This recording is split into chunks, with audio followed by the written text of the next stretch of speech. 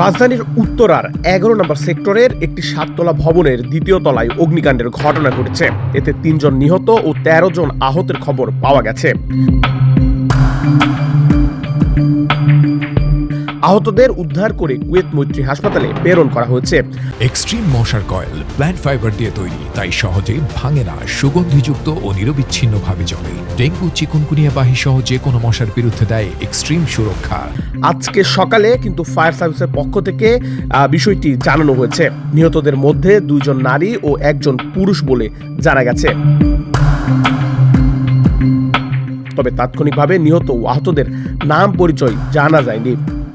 Fire service সূত্রে জানা যায়, শুক্রবার সকাল 7:50 অগ্নিকাণ্ডের ঘটনাটি ঘটে। সকাল 7:54 ফায়ার সার্ভিসকে বিষয়টি জানানো হয়।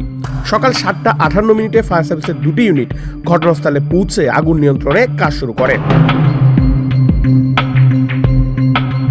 সকাল 8:25 আগুন নিয়ন্ত্রণে আসে এবং সকাল 10টায় সম্পূর্ণ নির্বাপন করা হয়।